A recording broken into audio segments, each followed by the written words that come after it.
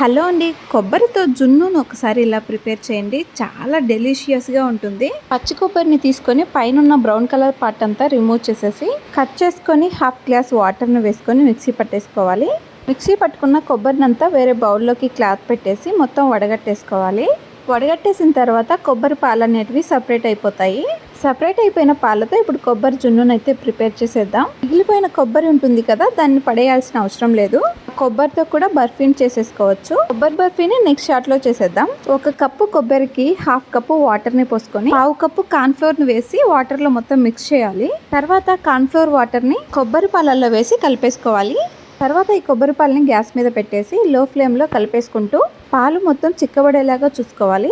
ఈ recipe prepare చేసుకునేటప్పుడు లో ఫ్లేమ్లోనే ఉండాలి. ఉండలు కట్టకుండా కలిపేసుకుంటూ ఉండాలి. వీడియోలో చూపించిన విధంగా ఇలా చిక్కబడ్డాక ఒక బౌల్ని తీసుకొని అందులో వెన్నను రాసేసుకొని చిక్కబడిన కొబ్బరి పాలను అందులో వేసి మొత్తం కూల్ అయిపోయిన తర్వాత 1 అవర్ ఫ్రిడ్జ్లో పెట్టేసి తీసేయాలి. తర్వాత ఈ జున్ను మొత్తం దగ్గర అయిపోయి చాలా సాఫ్ట్గా ప్రిపేర్ అయిపోతుంది. మనకు నచ్చిన షేప్లో కట్ చేసుకొని బాదంతో గార్నిష్ చేసేసుకుంటే కొబ్బరి జున్ను అయితే రెడీ అయిపోతుంది. దీన్ని అలా నోట్లో పెట్టుకుంటే కరిగిపోతుంది. మీరు కూడా ఇలా ఒకసారి ట్రై చేసి ఎలా వచ్చిందో కామెంట్ చేయండి. వీడియో నచ్చితే సబ్స్క్రైబ్ చేయండి.